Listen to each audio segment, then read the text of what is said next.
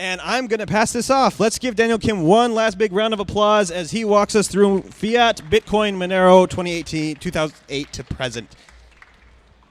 Thanks a lot, Diego. All right, so I'm Daniel Kim. I'm here from Boston, USA, and I am a full-time consultant in cryptocurrency. So I help to bridge two separate worlds. One is that of nonprofit, OG, open source, non-commercial, grassroots cryptocurrency, and the traditional finance world. And that includes institutional investors, trusts, and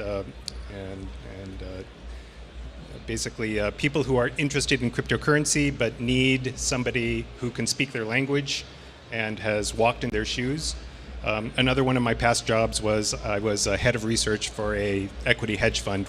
We managed about 1 billion USD in equity markets. So that's what I did for several years before going off on my own, because I decided that in one's lifetime there are maybe only a few fundamentally important breakthroughs that come around. I'm old enough to have been a grad student. I was working on my PhD at Harvard during the dot-com bubble. And I remember thinking, Google, wow, this is something that people are talking about investing in.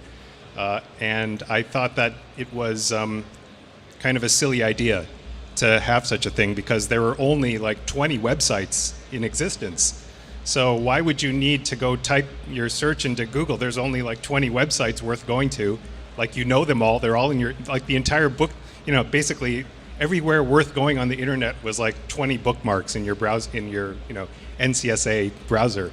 So that was a failure of imagination. And I think that when Bitcoin and blockchain came around, after really thinking about it and studying it for a long time, I decided to go full-time into it. So I'm going to talk about fiat currencies, which are central bank controlled currencies, and then Bitcoin, because Bitcoin was the first. It's been 11 years now. The Bitcoin white paper came out Halloween 2008, and Monero is sort of like a big, or like a little brother to Bitcoin, and it's about almost 6 years old now. And there are 4 different aspects that I'm going to talk about for these 3 different kinds of value. One is scarcity, because after all, for something to be money, it needs to be scarce. So how do people handle this problem of creating digital scarcity? There are very different methods in fiat, Bitcoin, and Monero. Next, I'll talk about fungibility and privacy. So since this is the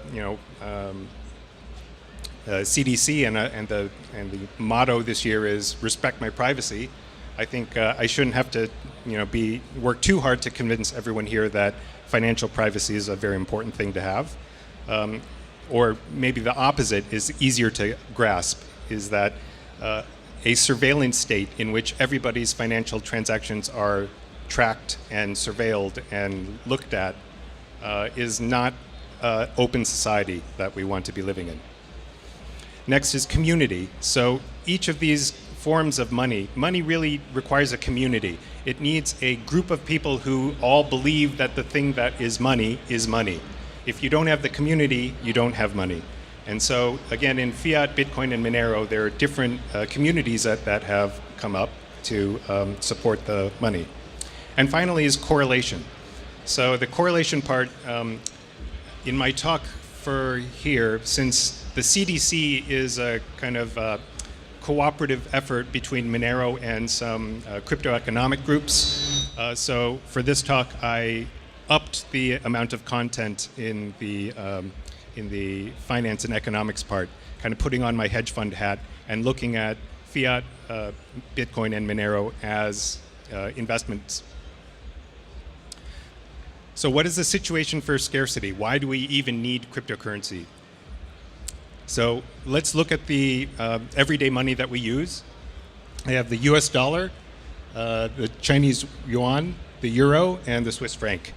And what I'm showing here is official government statistics as to the amount of money in circulation. This is M1, which is paper money, currency, and also checking accounts and savings accounts. So it's cash and things that act like cash, all together. And each of these plots is showing since October 2008, which is when the Bitcoin white paper came out. That is the left-hand scale of each of these 4 plots. So this is 2008, and then this is the end of 2019. You can see that the money supply has inflated for everybody. So in just 11 years, the money supply of the US dollar has gone up 2.6 times. So in other words, the printing presses of money have been going on at that rate. We don't really notice it because every year the prices that we see go up a little bit, but it's like the frog in boiling water, right? So the frog doesn't understand that it's sitting in boiling water until it's too late and it's cooked. That's the kind of situation that we find ourselves in. Now, the thing is that all of the global fiat currencies are kind of turning on the printing presses at a disturbing rate. But what counts as victory? What counts as being sound and prudent with your particular country's currency? Well, it's inflating slightly less fast than the other guys, right? So we still have this situation where if you zoom out, for example, for the US dollar, you go to like a 50-year time scale, you see basically an exponential growth curve. So this is a problem that all savers face. If anyone who has assets to save is up against this current that's coming up against them, in that they're constantly being diluted by new money that's being created. All right, 2008 is when the Nakamoto white paper came out. So this is the Bitcoin white paper. And the key insight to this, I won't go too much into the geeky details, although I'm assuming that everyone here has an IQ of at least 140. So it wouldn't take you long if you haven't already to like look at this paper and study it. But I would say that the Nobel Prize in economics cannot be given to an anonymous person. But were Satoshi Nakamoto a real person, this clearly would be a Nobel Prize winning insight in economics, being in which economics is just the study of scarcity, really. So what Nakamoto consensus does is it synthesizes a method to create digital scarcity without needing a central authority to maintain that scarcity. So in all of our national monies, in the European Central Bank, the Federal Reserve in America, these are all centrally governed bodies that decide what to do with the money supply. Now, the theory, the macroeconomic theory, is that the money supply will expand and contract to match the actual economic output of the society. So, in other words, if a society is really productive and it makes a lot of stuff, then the society is justified in inflating the money supply because they've been productive. But the problem is that countries get into trouble. They get into debt. They promise services to people that are too expensive, and then they can't pay for them. They go into debt. So the problem is that mismanagement causes this kind of fragile balance between the size of the money supply and the size of the underlying economy to get out of whack. So why is it interesting to have a source of scarcity that doesn't require a central committee to be making decisions like for that money? Is that it offers a way for people to opt out of the fiat monetary system. It also provides a kind of fire under the feet of the fiat central banks to maybe do a little bit of a better job. Maybe we might have fewer financial crises in the future. Maybe we won't have another 2009 style financial crisis. All right. So the way that the Nakamoto consensus does this, there are 3 ways. So at the account level, in other words, how is it that one person's Bitcoin is not confused with another person's Bitcoin? It's that when a person signs up for a Bitcoin account, so to speak, what they're really doing is picking a number They're just picking a number out of a 256-bit field. So this is, people are really bad at imagining huge numbers, but we're talking about picking a number between 0 and 10 to the 77th, right? So one with 77 zeros after that. So to understand how big that is, imagine the diameter of the Milky Way galaxy.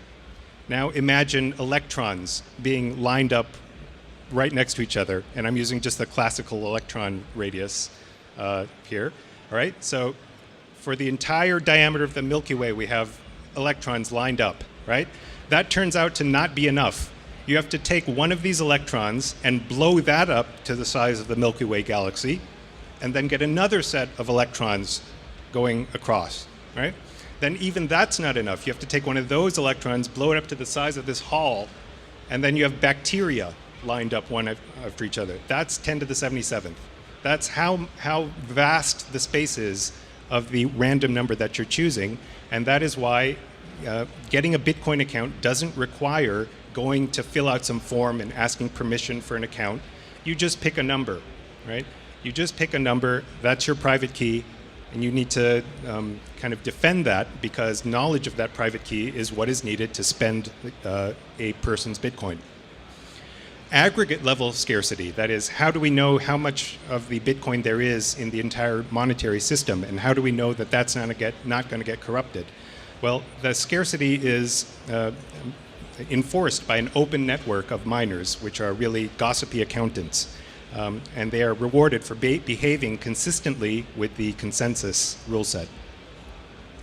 Finally, how do we know that the record of who sent what to who, which is what the blockchain records? So the blockchain is a series of blocks.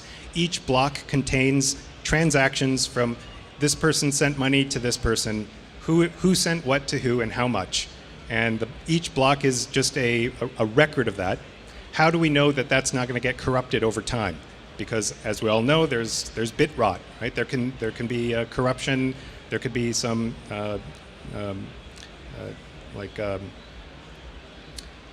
malfeasance going on with the state of the database. So the database is maintained because each block has a small data field in it that the miner can change. That's called the nonce. And each miner randomly changes the nonce so that the hash of the block is lower than a number called the difficulty. Usually when we talk about hash functions, we don't care about the actual value of the hash function. We just care that the hash matches some other hash. Like if you're checking filed integrity, then you would take the hash of the file that you downloaded, compare that with the hash of the file that you're looking for, and you compare those. In this case, we're actually caring about the number of the hash, like how small, how large is that number. And the difficulty is a number that must be satisfied by each block. So in other words, the hash of each block needs to be lower than the difficulty. And that's how, so to make a real world analogy of this, imagine that you have an accounting book that has each page of the accounting book has 10 minutes worth of transactions on it. And you want to make a way to make sure that each page is really rare in some way. So one way you could do this is you could say the mass of every page of this accounting book has to be an even multiple of 1 million atoms, right? And so each accountant is going to be kind of touching the paper, rubbing it, erasing little bits, because at that level you're taking away or adding trillions and trillions of atoms, so it's going to be a random number whether your answer is whether your page is actually an exact multiple of 1 million atoms, right?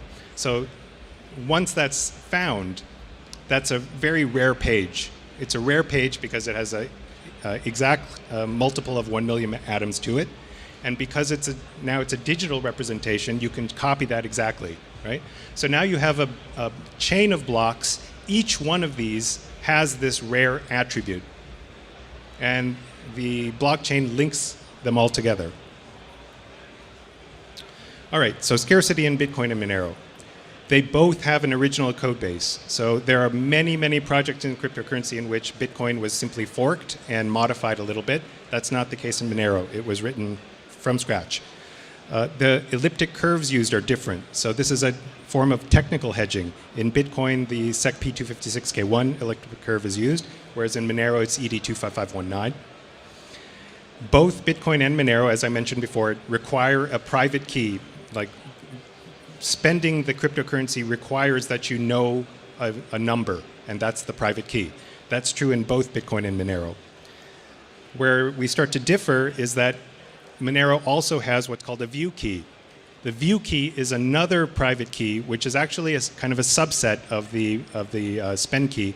The view key is what is needed to decrypt the transactions on the blockchain that you personally are involved with.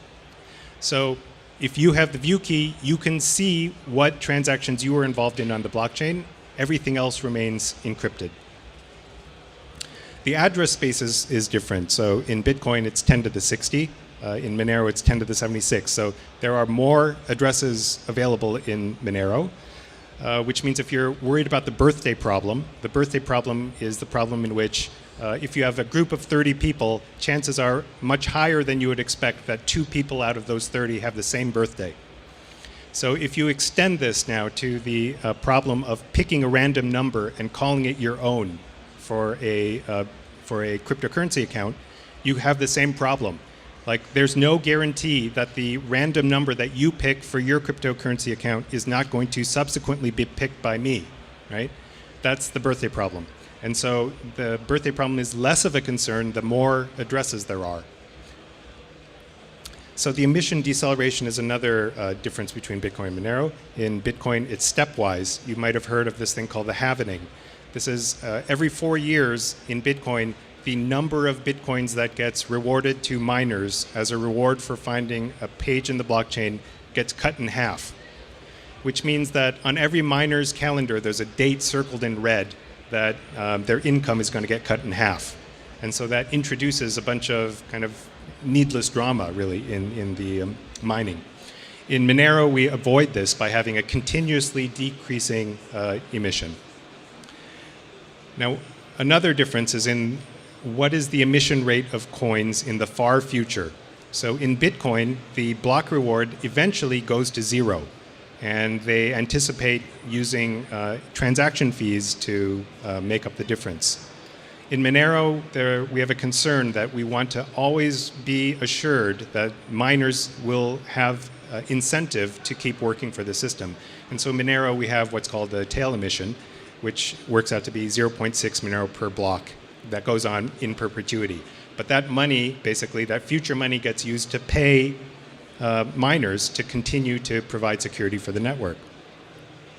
So what's the far future inflation rate then? In Bitcoin, they can say it's exactly 0. In Bitcoin, they're fond of saying there's only ever going to be 21 million Bitcoin created, and that's an easy thing for people to understand.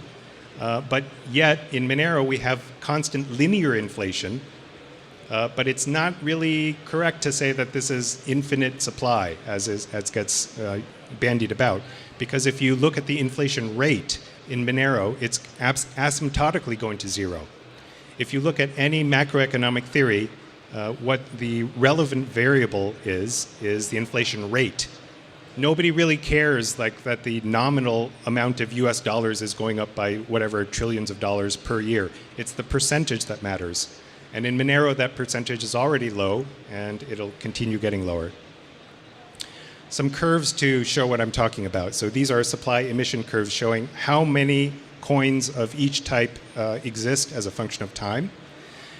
You can see that Monero had a later start here, and it has a tail emission. This tail emission is this constant linear slope.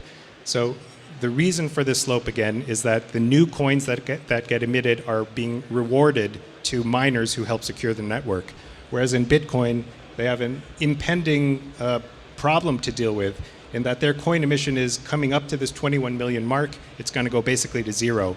Then there are some papers out there that have proposed that the security of the network might be in jeopardy at that point. What if we take the first derivative of this curve? So we look at how much more supply is there in this year versus last year. In other words, what's the inflation rate? Here's what you see. I'm comparing several different assets here. So this is the inflation rate of gold.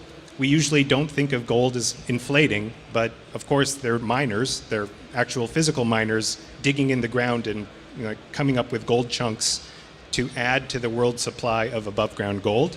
And so that turns out to be about 1.5% per year of inflation in gold.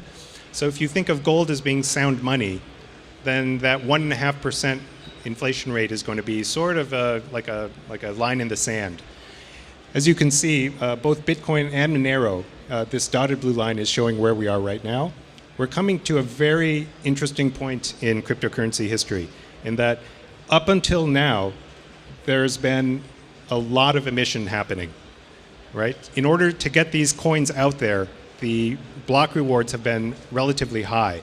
But we're now coming upon a new kind of era of scarcity, if you look at this to the right of here. And in fact, the inflation rate of Monero is going to be lower than that of Bitcoin for the next 6 years, until 2025. Then there's going to be a 4-year period when they're about the same. And then starting in 2029, the inflation rate of Bitcoin will once again go below Monero. But then again, this comes with a question mark. How are those miners going to be paid, to be incentivized to support the network? Since that is a crucial feature of Nakamoto consensus, is that game theoretically, all of the miners are incentivized to be honest and not to try to game the system for their own greed. All right, there's a form of unwanted scarcity, and that's mining hardware. And this is something that has been a big issue in Monero. In the Bitcoin white paper, Nakamoto wrote, "One CPU, one vote." And that idea is that the reward that a miner gets should be proportional to their effort. It should be proportional to the expense that the miner incurred in mining. So in other words, there should ideally be a linear function between the miner's expense and the miner's reward. Now, unfortunately, economies of scale in silicon manufacturing have destroyed this linear relationship. So in other words, if you have about $25 million to spend on a new fabrication facility in Shenzhen, then you can churn out your own silicon chips that do nothing but do the Bitcoin proof of work, right? These are ASICs. And so they've been on the network now, on Bitcoin, for several years now, to the point that at this point, Bitcoin mining is basically a Chinese oligopoly. And so this brings up a centralization concern, right? It's not necessarily a problem that it's China that has all the mining. It's really more of a problem that it's one certain area of the world that has basically control of all of the world's Bitcoin hash power. There are further news items that are cause for concern. For example, the growing trade war between China and the West. There's a press article out that said, the Chinese government has recently decreed that only Chinese computer hardware is to be used in government offices starting in like a year. There's some deadline by which all of the Dells and the American, basically, companies' computers are to be kicked out. So something similar could well happen for Chinese manufactured Bitcoin ASICs. We kind of take for granted that there's a free flow of goods in the world, but what happens if not only does one part of the world control the manufacture of all of the crypto hash power, but then is unable to even export it due to a trade war? So in Monero, we tried to take this decentralization question quite seriously, and so we've done some changes to the proof of work to support the little guy who's mining. That is, when Bitcoin started, it was possible for just a regular person running, the Bitcoin client on their computer to actually have a shot at getting a mining reward. Those days are long gone because now the hash power is dominated by these massive farms of ASICs. So it's just hopeless for any little guy to try to mine Bitcoin. In Monero, we're trying to change that, and so the proof of work has been modified several times, and now, as of just last month, the proof of work in Monero is now RandomX, which actually uses every single capability of a CPU in doing the proof of work. There's basically a random program that gets executed Each core of the processor needs 2 gigabytes of RAM to run well. So this was a design decision made to make it harder for botnets to control the network. Because if your computer is infected with a botnet and 14 out of your 16 gigabytes of RAM are being eaten up, you're probably going to notice it, right? So it was deliberate, that design decision in RandomX, to use a high required amount of RAM for processing. There's another source of scarcity that is not necessarily one that you want in a blockchain, and that is access to layer 1. So Bitcoin's 1 megablock block limit caused a project fork. There was basically a civil war in Bitcoin over whether or not it was okay to make blocks stay at this 1 megabyte limit. It still rages on to this day. It's still a holy war. And this is something that Monero has avoided thus far. Its solution to this is to use an adaptive block size, in which the maximum block size of a Monero block is flexible, and it can organically expand or shrink along with demand, with, of course, provisions in there to prevent the system from getting gamed. And there's ongoing research to reduce the transaction size. There's bulletproofs that went in recently that reduced transaction sizes by a factor of 10. That went in, and overnight the transaction fees for transacting Monero went down by a factor of 10, because the transaction fee is based on the kilobyte size of the transaction. All right, moving on to fungibility and privacy. Bitcoin is transparent. So if you are new to crypto, you might be under the impression that if you have Bitcoin, you're anonymous. It's this anonymous magic internet money that you might have heard about. Nothing could be further from the truth. The popular press continues to push this misleading narrative. Bitcoin is completely transparent. And if you read the Bitcoin white paper, it's all there. It's specified that the sender, the receiver, and how much got sent is recorded in plain text and recorded in the blockchain, which, because it has all this proof of work up behind it. Remember what I was saying about each transaction in the block has a hash that makes it a very rare and unique set of data. It's the multiple of 1 million atoms thing, right? So basically, these transparent details are written and etched into that blockchain forever.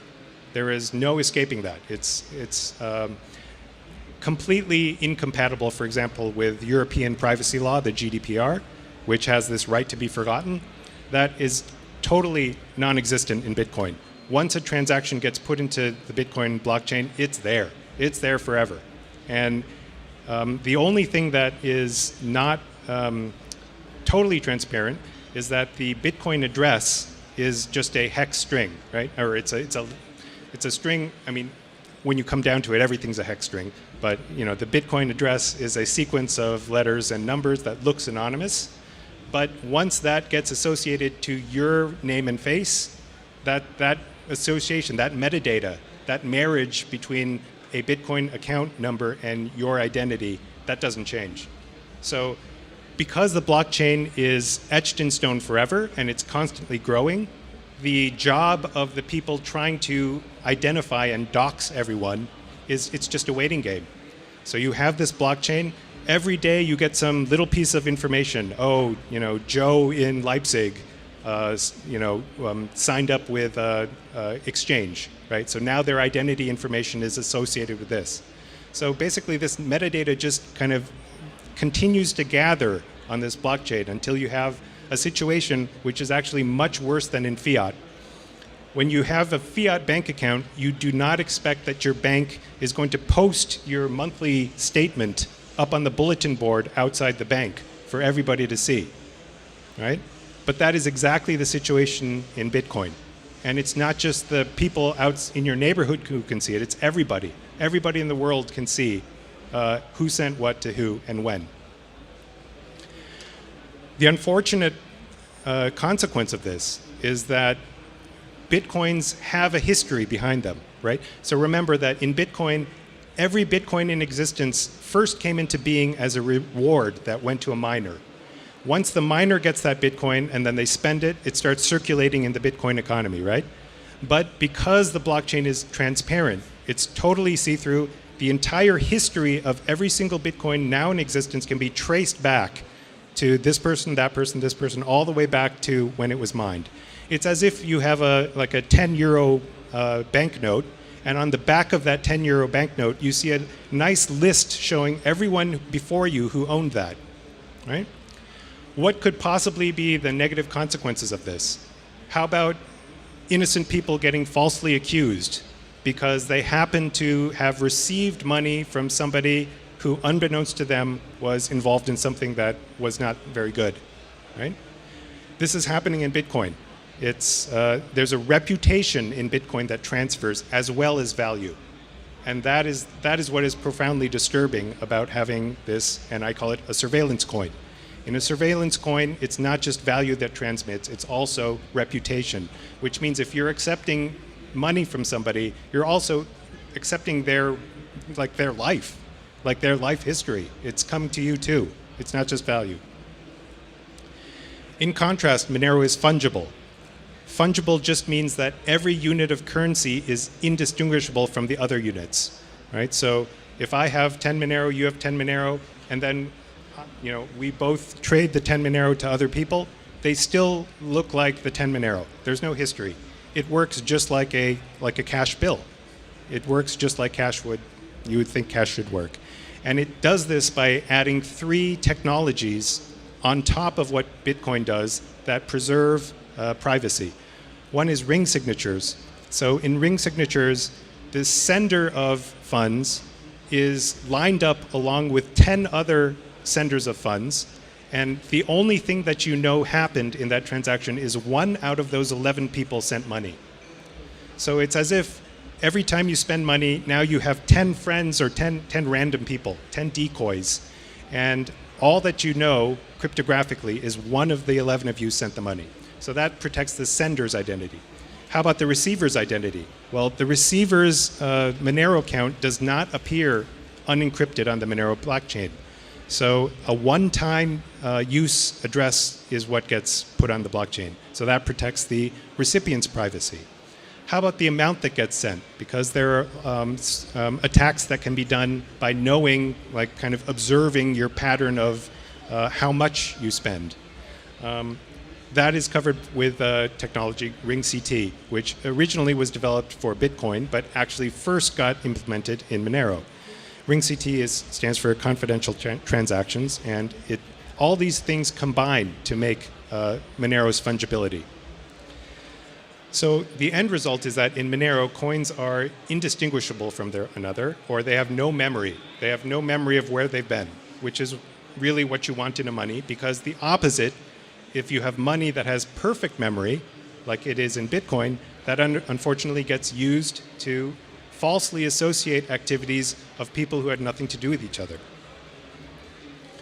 Because Monero is fungible, users benefit by having privacy.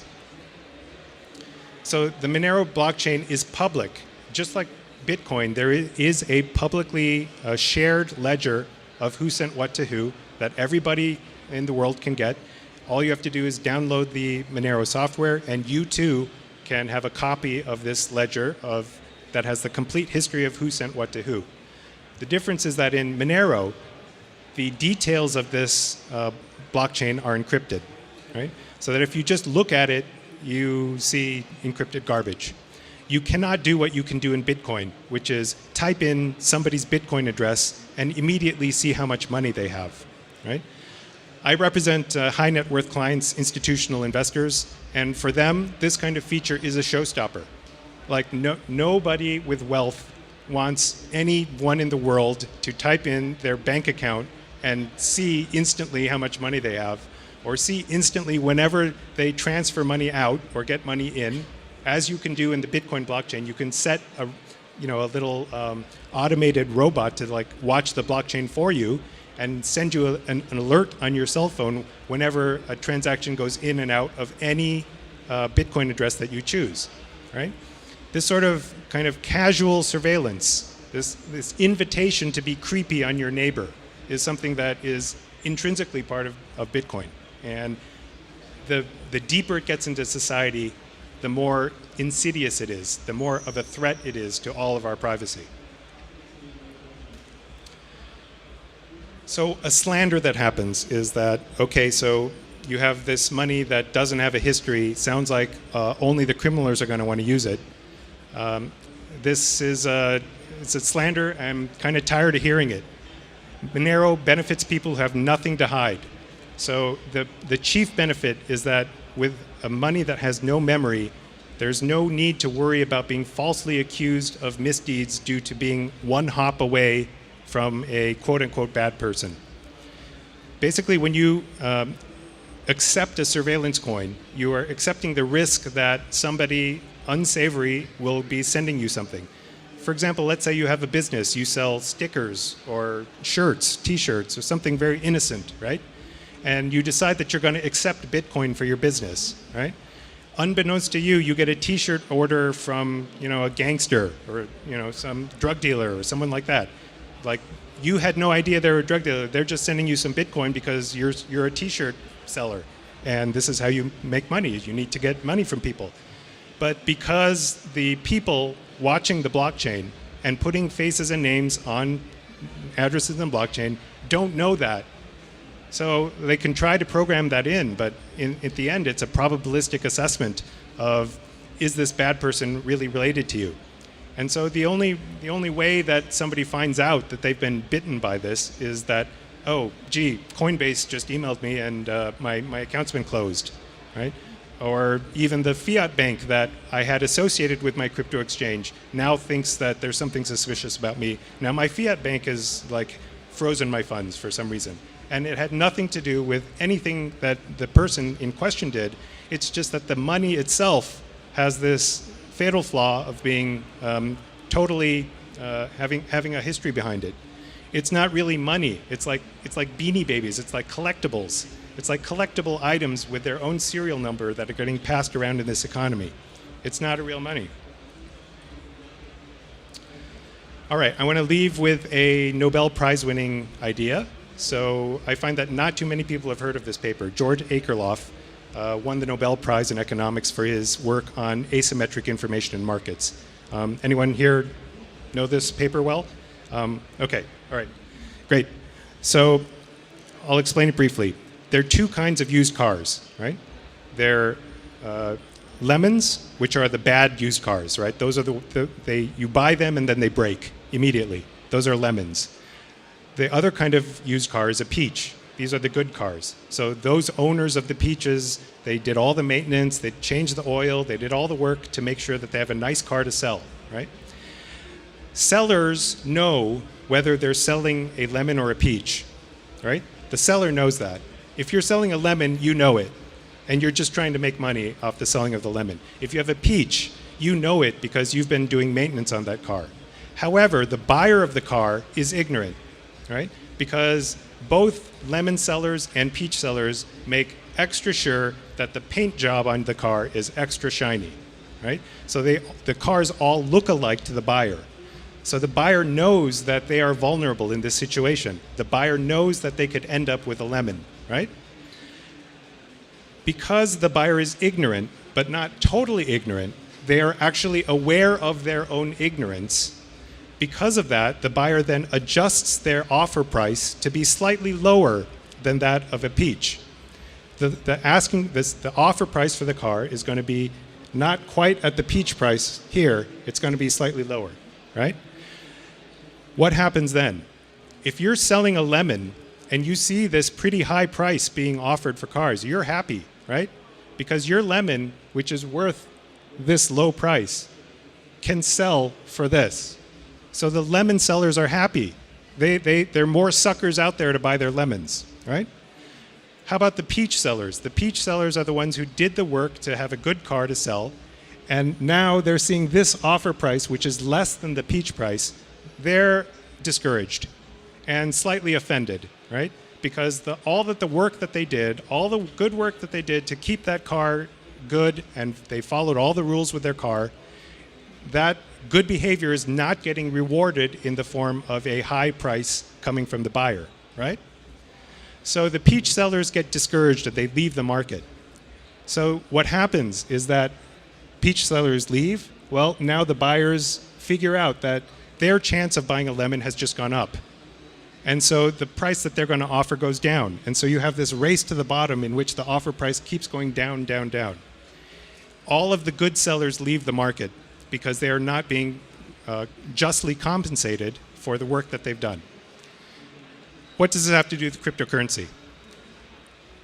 Surveillance coins, which have a total record and a total history of who had them, are the used cars of cryptocurrency. So whenever you buy Bitcoin from somebody and you don't know the history of that Bitcoin, you are the used car buyer in this situation. You don't know, if you accept this Bitcoin, am I going to be just fine? Or am I going to be falsely accused of some, who knows what? Who knows what, possible crime could have been done with the person who used to own that Bitcoin now? You don't know if that's going to happen to you. So as a Bitcoin receiver, you are in the position of the used car buyer, right? What in this paper is identified as a means to avoid this race to the bottom is a signal. So in the car market, for example, there's probably something similar to this in Europe, where you can type in the serial number, the VIN number of a car, and then you get a report of all the, you can see if it's been in an accident. This doesn't exist in Europe. Okay, well, business idea for somebody. It exists in the United States. It's called Carfax, and you type in the serial number of a car, and all of its kind of past history comes up. That information can equalize the playing field between the buyers and the sellers of cars, right? This also happens in the job market. So education is a similar situation. So if you are a boss, you're hiring a worker, you have 100 workers out there applying for jobs. They all look the same to you because it's like everyone starts looking the same, like all the resumes look the same after a while, right? So how are the sellers of their labor going to distinguish themselves? They're going to have a signal. So education is a signal, just like information in the used car market is, right? So basically, the sellers of labor take it upon themselves to get educational credential to signal to the buyer of labor that their labor is going to be worth more, right? Unfortunately, what happens is that the sellers of education then figure this out, and then they just start selling education because they know that the people coming for the education are just going to get like an employment signal. And so the actual purpose of the education gets lost. So this is happening in non-fungible cryptocurrencies as well. So right now, anybody who signs up for an account at a centralized exchange has to do all sorts of kind of degrading things. You have to hold up a picture of your ID. You have to make a little handwritten note that says, this is my name. You have to basically submit all this stuff just to be deemed worthy enough to participate in this cryptocurrency economy, right? So that is a signal in this sense too. But what's interesting is that in cryptocurrency, currently the exchanges bear the burden of due diligence on their customers, right? So it's an expense for the exchanges to be doing to check all these people out. It could be that in the future, that just like in the education market and in the car market, it's the seller who's going to have to increasingly go through hoops basically to prove their worthiness in this whole system. All right, so just to take a step back, I've gone over scarcity in Bitcoin and Monero, and I've gone over fungibility and privacy in Bitcoin and Monero. And if we step back, I can identify what I think is a reason why crypto is not going to go away, why it's here to stay. Now we have the internet, we have mobile telecommunication. Everybody here has at least one device that is extremely good at copying packets, right? That's what cell phones are. They're just packet copiers. When you fetch your email, you are copying packets from the email server to your phone to check, right? We've become just extraordinarily efficient at copying ones and zeros globally. The marginal cost of shuttling these bits around is zero. So what is rare in that world? What is rare in a world where every human on Earth basically has the ability to copy ones and zeros anywhere around the world for free?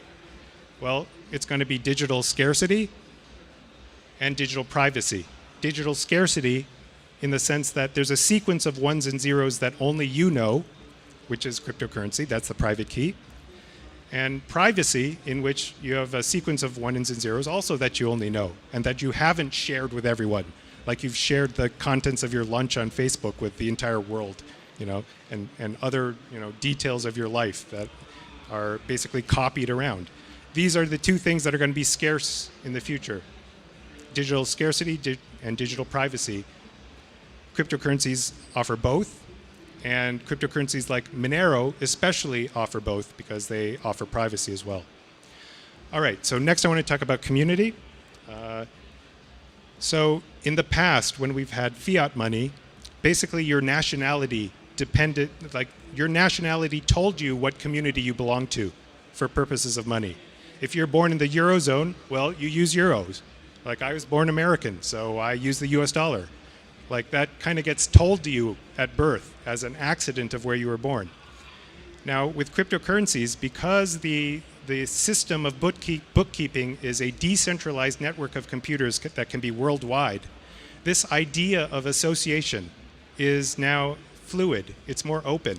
It's really like the Reformation of the church, like another famous German, Martin Luther, like who liberated theology from the kind of centralized control of the Catholic Church and kind of liberated this ability for people to, elect to worship in the way that they chose, right? A similar sort of thing is now possible because of Nakamoto consensus, now almost 11 years and a month old. Now it's possible for each one of us to kind of pick a group, pick your own church, pick your own, like that's not really quite right, but I think you get what I'm saying. You can pick your own group of people who agree on certain characteristics that they want their money to have, and you are free to associate with each of those groups. So Bitcoin is one such group. That's one such group that apparently doesn't, really is not too bothered by the fact that the currency has this perfect knowledge of history for every single coin that's out there.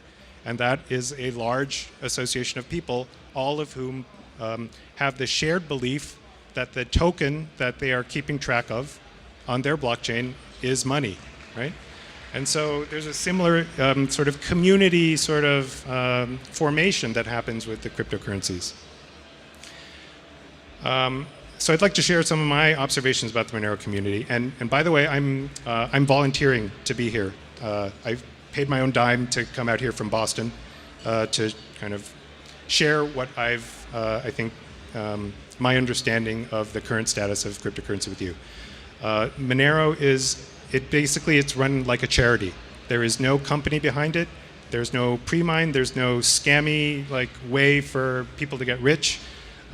All of the Monero in existence were given in the past to a miner who was doing the accounting work to help support the network, just like in Bitcoin. So both Bitcoin and Monero have the positive aspect that there's no central, company steering things to kind of make a profit. No, it's totally open source, grassroots, just normal everyday people choosing to run some peer-to-peer network software on their computer and join this community who have this shared ethos in what they think that money should be. So the Monero community I find to be idealistic, scientific, and yet very welcoming. It's very chill. There's a lot of alpha geek happening in some other coins in which people are just really out there on Twitter and they just really want everyone to know that they're the alphaist geek out there. That kind of thing is refreshingly absent in Monero. It's very chill. It's one thing that I like about this whole vibe here at C3, that it's very chill. There's just a lot of people lounging, and that sort of shared relaxed atmosphere is something that I've personally observed at the Monero meetups that I've been to. Monero Research Lab, we have full-time PhDs who do nothing but cryptographic research. There's sort of a pipeline of research in which pure science gets done at Monero Research Lab, then implementations of the promising idea get tested out. Then there's an audit process that we actually employ external auditors to look at implementations of code. Once those are clean, then we go to release. So there's this basically pipeline of technology from science to engineering that gets pushed out in the actual release of the Monero core software. The LMDB database is another kind of interesting example of how far Monero has come. In the early days of Monero, the entire blockchain was stored in RAM, if you can believe that. So that kind of puts a hard limit on how big your blockchain can be if it has to fit in RAM. The LMDB blockchain database, which was the brainchild of Howard Chu, who's one of the very frequent contributors and sort of an open source Linux guru, was added to Monero. Monero is actually number 3 in terms of developer effort. If you look at if you rank the coins not by market cap, but by actual developer effort, it goes Bitcoin, Ethereum, and then Monero. It turns out that, well, in my opinion, the killer app of Nakamoto consensus is money, because you have a ledger of scarcity that's being shared, and what more natural thing is there for shared idea of scarcity than money? But it turns out that money is non-trivial to get right. It needs to be thought through. Like these things like, should the money have a complete history behind it, or should it be fungible? Like that kind of basic idea, that basic engineering design decision has to be made early on, because the technology that's needed to bake in fungibility to Monero, it's highly non-trivial. Like Monero has been added for 6 years now and has made great improvements in that. And the way that the social contract is, I just can't see this happening in Bitcoin. They're volunteer work groups for community outreach. And as I said before, all of the funding to support all of this is completely 100% shaking the tin cup and asking for people to donate out of the kindness of their hearts. And the people in the Monero community do that. They actually step up to the plate and they fulfill these. But if you look at the annual budget, if Monero were a company, which it is not, but if Monero were a company and you looked at its operating budget, you would be astounded at how minuscule, how tiny it is. And that's because you have idealistic, passionate people working on this project in true open source spirit, like often on their spare time. All right. So just to summarize, Monero is what Bitcoin noobs think they bought. So I'm going to switch hats a little bit. So as I mentioned, one of my jobs before going full-time into crypto, I was head of research at a hedge fund. And so the question of thinking of cryptocurrency as an investment comes up. And of course, because there have been these spectacular gains in the price of Bitcoin, it gets discussed a lot. One thing that is positive about Monero's culture is that it is generally gauche to talk about prices and returns and the price going to the moon. I hope that, so I have some background in academic finance. There's a paper that I co-authored on the effect of liquidity on asset prices that won a Paper of the Year award in applied finance. So, and that coupled with the Nobel Prize that I just explained, hopefully I can put a respectable enough academic sheen on the discussion of the finance and economics to be forgivable by the Monero community. But the fact is that this project is going to attract investors. It's going to attract hodlers. It's a socio-economic hedge. So there are lots of investment, there are lots of ETFs out there. If you believe that companies should be environmentally sustainable and that their corporate boards should have official policies that mandate sustainability in one sense or another, there are ETFs that will only invest in those companies, right? So it's possible to be basically an ideological investor.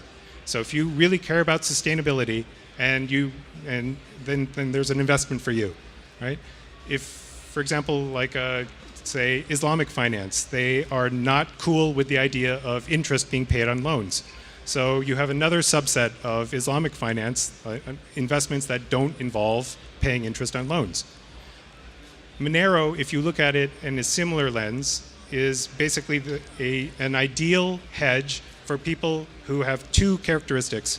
One is that they're concerned about mismanagement and corruption on the part of central banks managing fiat.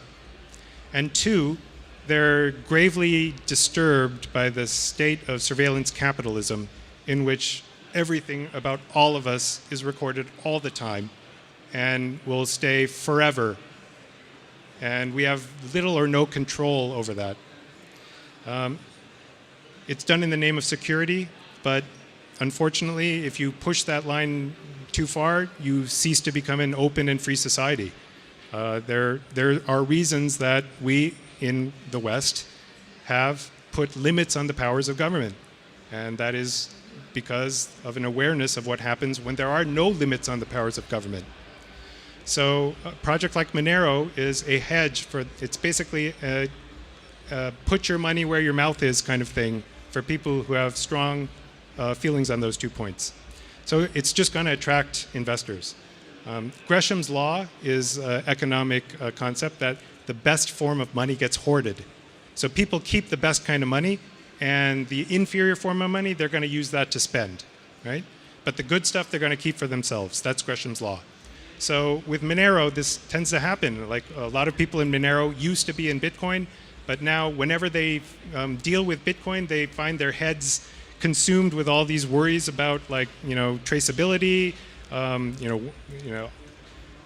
so on. So it's refreshing to come to Monero where you don't have to worry about that because the currency is actually fungible. And because it's fungible, it becomes a superior form of money that gets hoarded by Gresham's law. That's another tendency that's going to happen for people to want to keep the Monero and spend the other stuff. Also, capital gains taxes, at least in America, and I believe in Germany too. If you hold an asset for over a year in Germany, you don't have to pay gains on it. That's what I've read. Is that right? In Germany? So basically, the tax law promotes looking at those cryptocurrency projects that are solid and have a real reason to exist. And so that is also going to attract investment money to Monero. The question is, can these new investors integrate into the community? And so part of what I do as a consultant is I try to bridge these worlds. I try to take these new investors whose inclination might be to want to talk to the manager of Monero and have a word with them about the release schedule, and they want this and this and this feature built into the next, like basically this whole mentality of I own, some tokens, therefore I'm your customer and you have to do what I say, which of course falls completely flat on its face in any open source project. That's not how changes happen in Linux. Like nobody goes to Linus and makes ultimatums on what they want to see in the next rollout. So, basically, one thing that I'm doing is trying to bridge these worlds of the traditional investment world and that of the OG cryptocurrency open source world that's surrounding us here. So, community investors, I posit, are kind of a subset of investors that can be valued members of the community. Instead of being entitled and thinking that they're customers, they'll take the attitude that they're helping to bear financial risk on behalf of the project. They will do things like take self-custody of their coins and not just leave them on exchange, which lots of people do. Lots of people leave their crypto on exchanges, then the exchange gets hacked, they lose their money. The reality is, if the money is on the exchange, you don't own the private key, then it's not your crypto. It's actually an IOU that you own for crypto. It's not crypto that you own.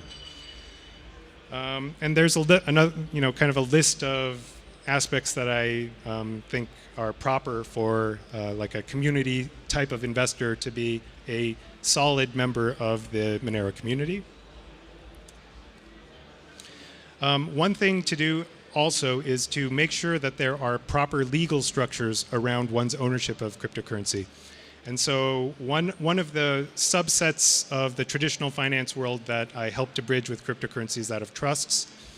In a statutory law kind of regime like Germany, the whole concept of trust might be a little foreign because it comes from English common law. But the idea is that a trust is a legal entity It's a legal thing. It's kind of like a company, but it's a different category of legal structure. A trust is a kind of like a holding vessel for funds that a giver wants to give to beneficiaries, but not immediately, right? So basically there are three people involved. There's a grantor who has wealth and wants to transfer it to the beneficiaries, but not just outright. They want the money to go into a trust. So the grantor will work to make the rules of the trust and then transfer property into the trust. As part of the document that defines the trust, you have a list of beneficiaries who could ultimately benefit from the property. And then you have a third party, which is the trustee. The trustee is the legal owner of the assets that are given into trust, but the legal owner is with conditions. The legal owner cannot do whatever they want with the property. They have to follow the instructions that are in the trust document, right? So in effect, this is what crypto people would think of as a smart contract. It's kind of the original old school legal contract. And if you're careful with which jurisdictions you place the various players in the trust, there are advantages that can be had, which are very dependent on jurisdiction. And it's just completely impossible for me to kind of spell it out because of the complexity of this. But possible benefits are legal tax reduction, protection from being sued, in other words. So if money is in a trust, it's not the giver's money anymore. It's not the wealth owner's money anymore. It's the trust money. So if somebody sues the wealth owner, the wealth is gone. It's not theirs anymore. It belongs to the trust. And then there are trust laws that protect that money from lawsuits as well, right? So most people think, well, I'm at low risk. Like I'm a nice guy. I don't like hurt anybody. Nobody's going to sue me. But one glaring exception to this is divorce. So people routinely get robbed by people who they only recently married, and it turns out that irrevocable trusts made before marriage, you have to do it before, or otherwise it won't count. But it's one of the only things that can survive like a challenge, right? And also legal enhanced privacy. So depending on the jurisdiction in which you place the trust, you could benefit from enhanced privacy protecting those assets.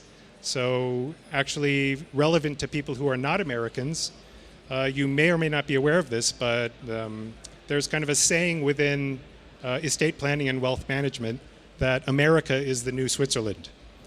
And this is because America has laws that are asymmetric. America has a law called FATCA, which was put in by Obama, which requires worldwide financial institutions to send data on Americans back to the IRS. This is why it's almost impossible for an American to get a German bank account, because the German bank account will have a whole bunch of burdensome reporting requirements to the IRS to take on this American customer, right? So that's why Americans have a lot of trouble when they go overseas to work.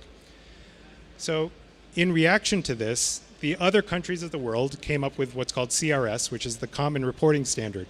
So the idea is the same. Like for example, one European government wants to make sure that its citizens are not trying to hide money in Australia, right? So they signed this like agreement for all these countries to share financial information with each other to make sure that nobody's cheating on their taxes, right? So there's basically a bunch of countries that have signed on to this CRS, but America is not one of them.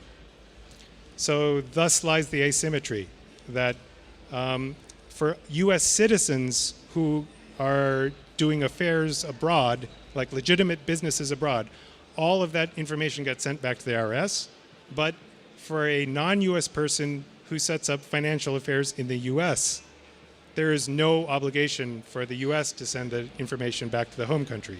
So thus the saying, America's the new Switzerland. So my reason for going into all that is that Monero is a project that is important for humanity. And so I think that for people who are in custody of Monero, it's an important job for them to basically sort this stuff out. Like figure out what's going to happen when you die. and ideally figure that stuff out. Maybe make a trust that kind of executes all these things while you're alive. Then you have more control over it while you're alive than when you're dead.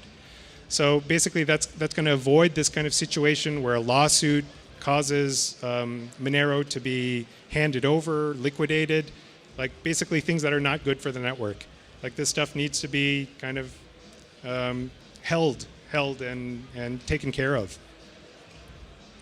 All right, I am over time. So unfortunately, the section that I had on asset correlations is, I'm just going to maybe show one slide.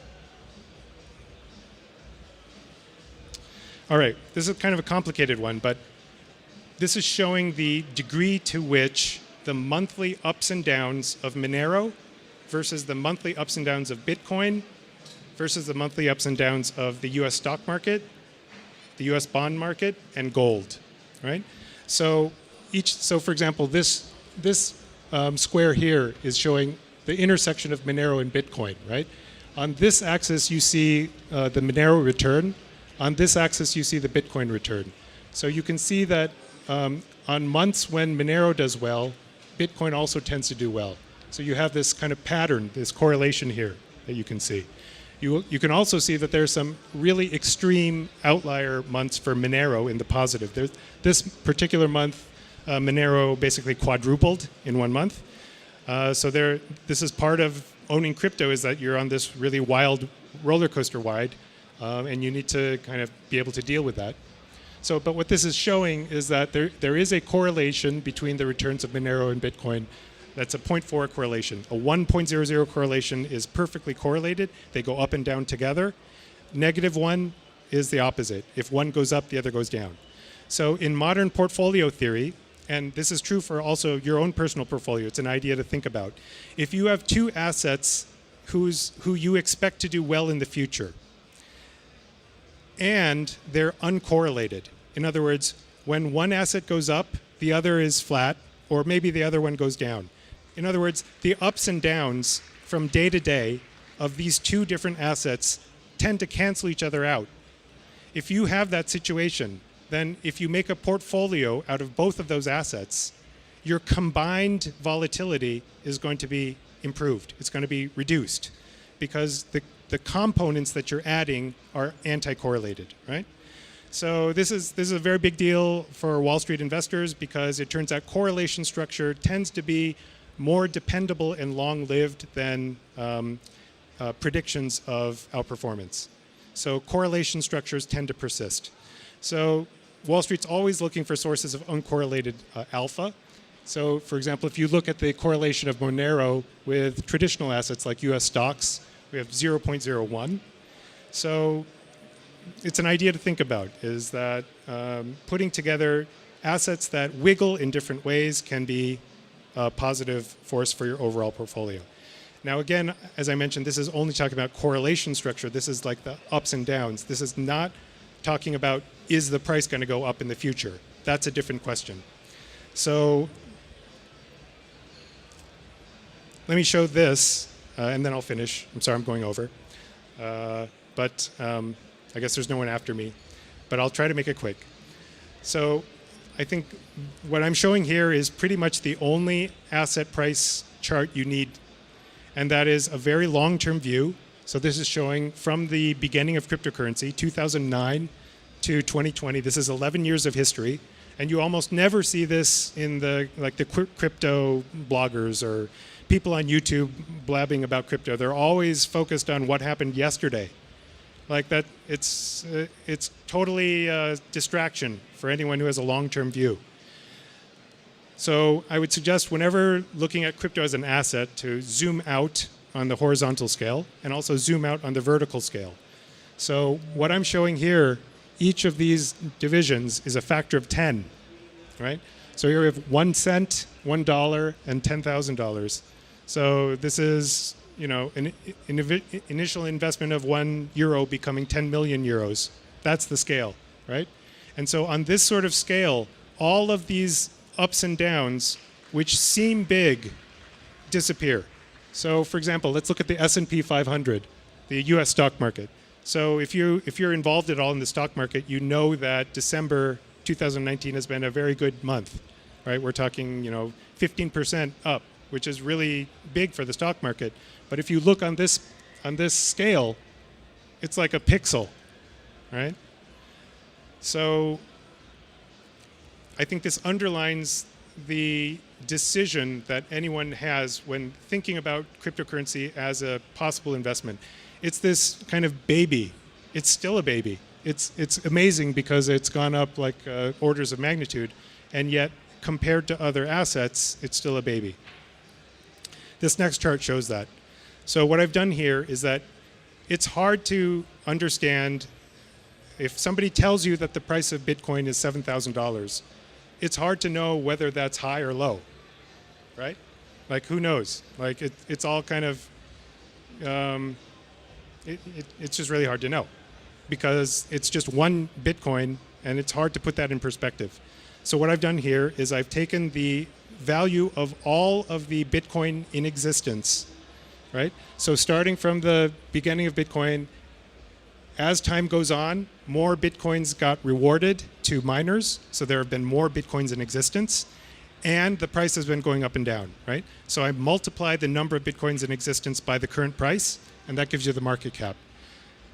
What I've done with that is I've divided that by the value of all of the gold above ground in the world, right? So all of the gold that has already been dug out of the ground and is sitting in vaults around the world and owned mostly by central governments, but also a good amount is in jewelry and so on, and their estimates of this. So basically their estimates for how much gold there is in the world at any given time. So I've divided the value of all the world's Bitcoin divided by the value of all the world's gold, and I've done that for 11 years. So what you can see here is that currently the value of all the Bitcoin in the world is about 1% that of all the gold. In other words, all the gold is worth 100 times what all the Bitcoin is worth. And if you do that for Monero, and arguably this analogy is even more apt for Monero because when you turn a bar of gold over, you don't see a list of everyone who owned that bar of gold. You just see gold. So Monero acts more like actual gold than Bitcoin does. Therefore, it makes more sense to make a ratio of all the world's Monero, how much is that worth, divide that by how much all the world's gold is worth. If you do that, we're looking at 1/100th of 1%. So that's what I mean when I say that this asset class is still a baby. It's still early. Things could go well for it. Things could go very wrong for it.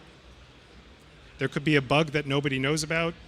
There could be governmental action, which a lot of people, I think, overly worry about because I think we geeks tend to think of governments as being like Reddit moderators with just like ban power. And that's not really how governments work. It's a bit more deliberative.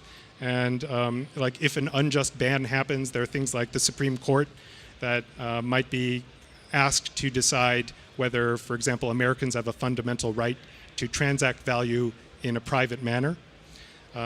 This could be a court case that comes up in the future for put forth by people who really care about privacy as a fundamental human right. But so I'll leave with that, and thanks for your attention. Thanks so much, Daniel. Very thorough. Very thorough. I hope you guys enjoyed. That's all the content that we have for today. We have more things coming tomorrow. Go to decentral.community if you want to see all the different things that we've got coming on tomorrow. We start at 1 o'clock p.m. Until then, we're just going to be messing around here in the cluster. We're going to have some of the assemblies over here. Please enjoy the rest of your day here at C3. I know for many of you, the evening is just getting started. For others, what's up?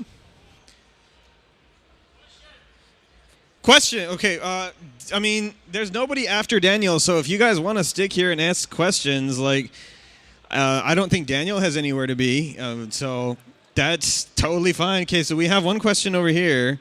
For those of you who have to go, you're dismissed. It's okay.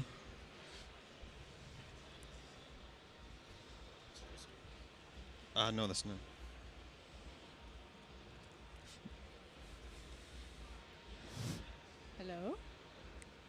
Hello? Okay, great.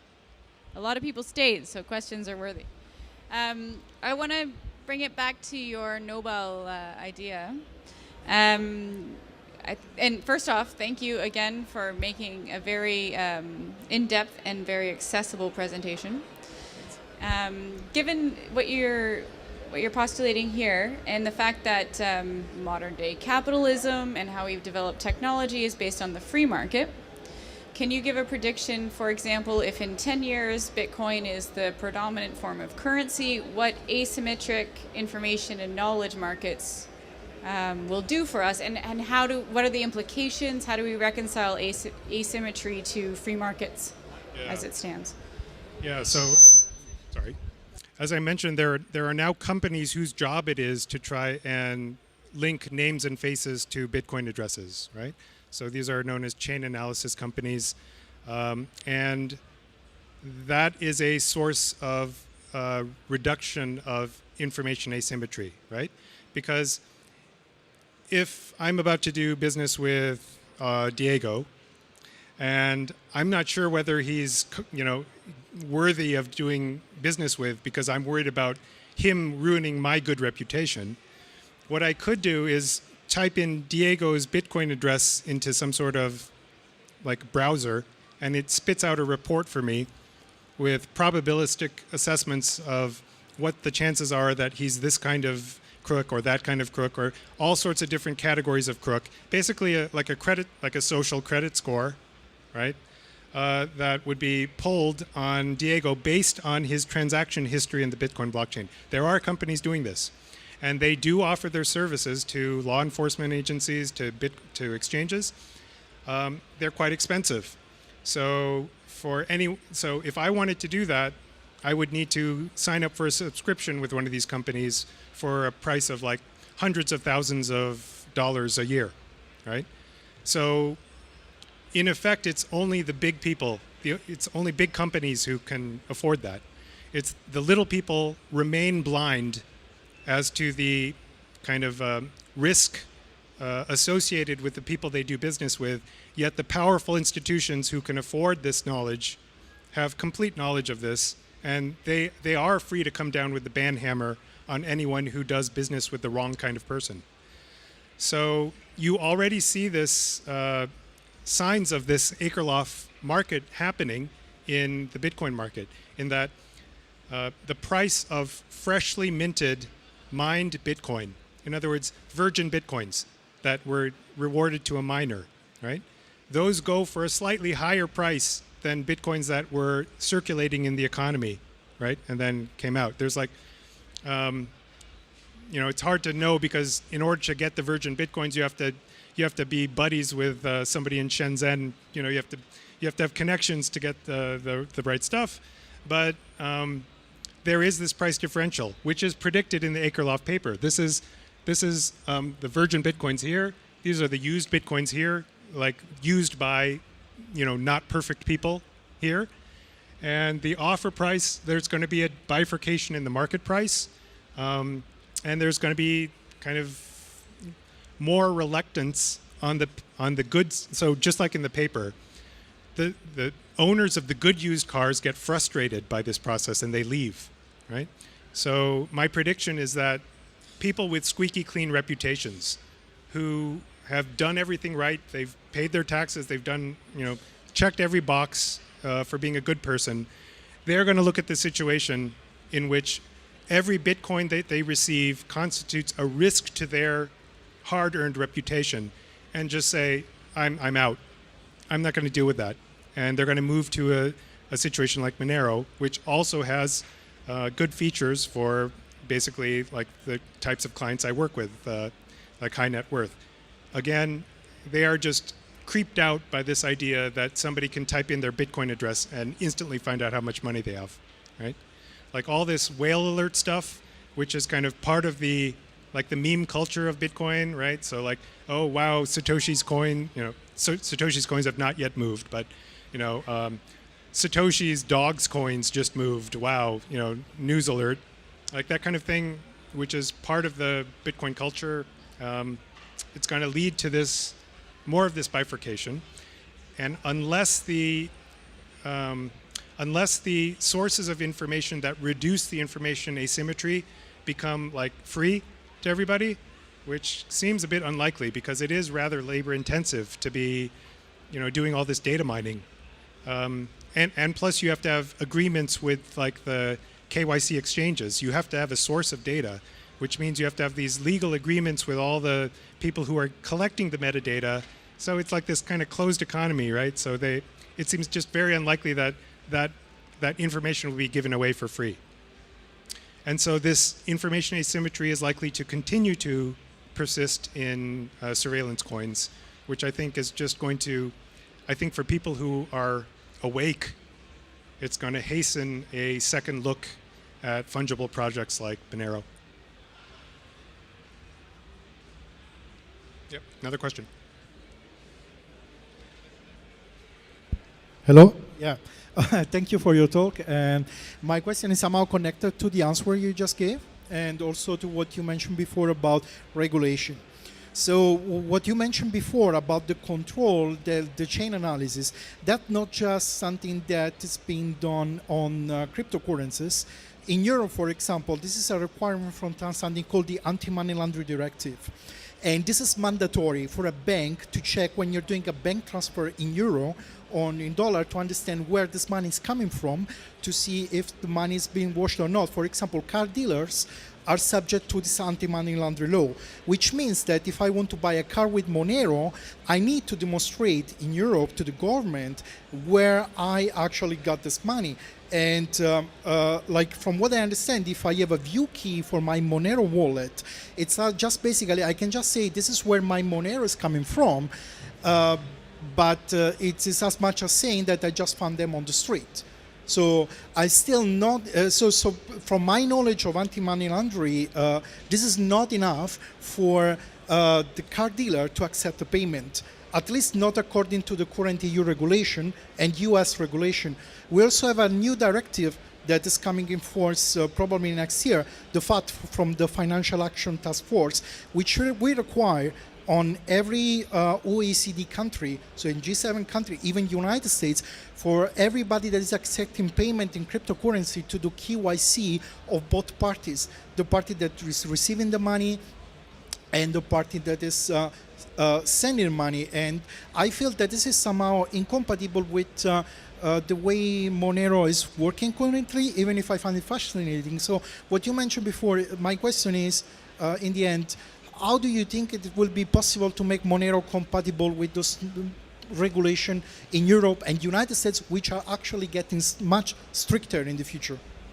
Yeah, so as you mentioned, Monero does have opt-in transparency. So by default, everything is encrypted on the blockchain. But with the view key, it is possible for any Monero holder to provide kind of transparency to the people that they choose to provide transparency to. So privacy doesn't necessarily mean secrecy, it just means control. It means that the owner of the funds is the one who controls who they share the information with. The information is there and exists if the owner elects to share the view key. Right?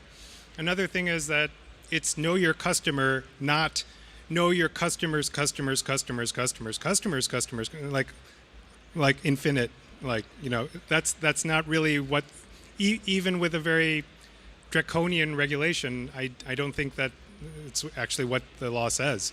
This was actually looked at by one of the volunteer work groups in Monero, the compliance work group, and they looked at the travel rule of the US regulation and found that there's intrinsically nothing incompatible with that, with the way Monero works. So I think tangled up in this is that there is a lot of misconception about Monero, and frankly there's a lot of slander, because if you're a dominant cryptocurrency and you want everybody to know that everybody in your coin is a good guy, and all of the unsavory bad people, well, they're in that coin over there, that's not us, that's going to be like basically a big FUD campaign. And that's something that I feel that Monero has been up against for a long time. And it's one of the reasons that I've gone public as a squeaky clean guy, saying that people like me need Monero too. And I'm going to claim my, First Amendment right to speech as an American, to have this form of speech which encodes a form of value that is private. And, if I choose to, I will happily share that information with other parties. But it's going to be my decision. So I hear you, and I mean, part of me agrees with you that it might get much worse. Who knows? There is a lot of misinformation out there. I just hope that more good people come out and make a public stand for their human rights. It takes a little bit of guts. Same. Thanks. Oh, Diego's saying the same thing with the encryption. Oh, right. So there was in the 90s there was the debate in America over whether backdoors should be put into all encryption, right? And so it's kind of a similar. This is like the 2020 battleground now is going to be, I think, in decentralized stores of value as opposed to encryption itself. But I think the deeper point to what you're saying is, there's still work to be done. There's still people to educate, and I think the ideals of the Monero project, by the way, are quite noble, because it's not like the Monero devs are sitting around trying to figure out how to shield criminals. They're thinking, how can we protect political dissidents in repressive regimes? How can we protect a Venezuelan who is fleeing their country from oppression and desperately trying to find some way of taking their life savings with them as they flee to a less repressive country, right? These are things that are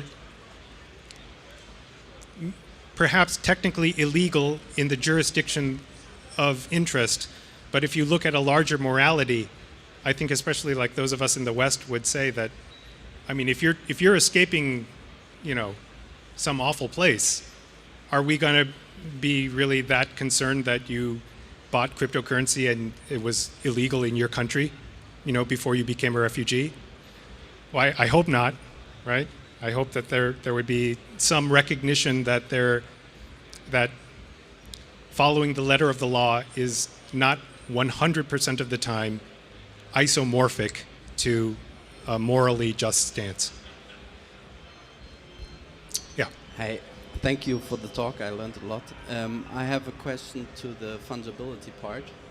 So this is the first time I heard about how the privacy works with Monero, so I'm probably doing a simple mistake, but everyone knows, so the protection for the senders was the ring, right? Oh, right, yeah. The sender is protected by ring signature. Yeah. But everyone knows one of the 11 people sent something, or is it only the people in the ring? Actually, nobody knows. Even the other people in the ring, let's see.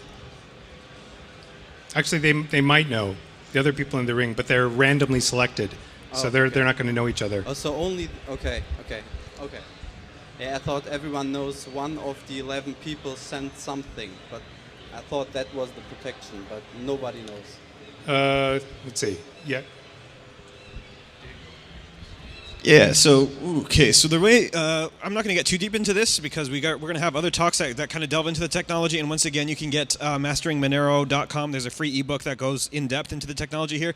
But yes, you are correct that when I compose a ring signature, I choose 10 decoys. Currently, the number is 10 for Monero, but it could be increased or decreased at will. Based on what we decide in the future. I choose 10 other decoys that nobody knows whether these are spent or not. So what I am capable of doing is proving in a sort of zero knowledge proof that one of these people has sent money and we don't know which one. I obviously know which one as the spender. If you are chosen as one of my ring members, then you obviously know that you didn't send it, right? So now you've narrowed down the anonymity set by one right? So you still got 10 people to get through. You're not quite sure what it is, but it's actually a very important distinction. You're not mixing transactions here. You're mixing outputs, and outputs are different. So even if you were to crack the ring signature, okay, you did not identify a person. You identified an output, which an output is similar to the actual bill in your wallet. So it's more like, okay, I know which bill is the real one. I still don't know what person sent it. I know which bill is the real one. And you don't know the denomination of that bill, and you don't know the destination of that bill, because those are protected by other things, ring CT and stealth addresses respectively. So this layered process of privacy on Monero means that if one of them is cracked, we still have fallback privacy things. So yes, that metadata that leaked is not good. Right? And in some cases, it could be enough. In some cases. In many cases, I would argue in most cases, it's not going to be enough to identify a person, to identify a denomination, and to identify a recipient. So this layered thing gives Monero a lot of strength. Yeah, just to add one thing to that, is that sometimes people inaccurately say that Monero does mixing. So in other words, they'll say that there's 11 members and they all mix and then one of them gets spent.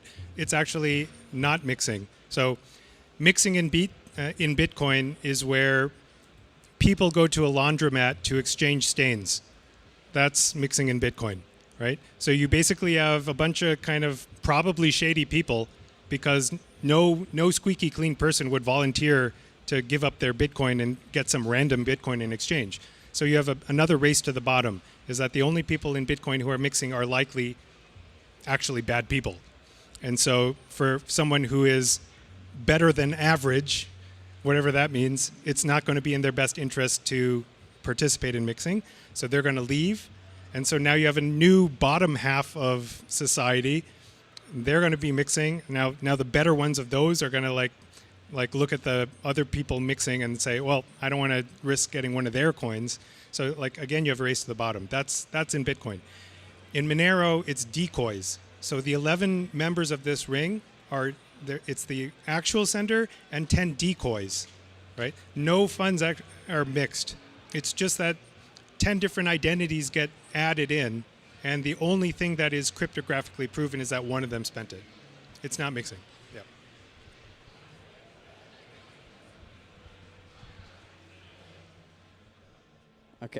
Okay, thanks. Maybe one second question. So these were a lot of good things about Monero. Can you maybe tell us one thing that you don't like about Monero?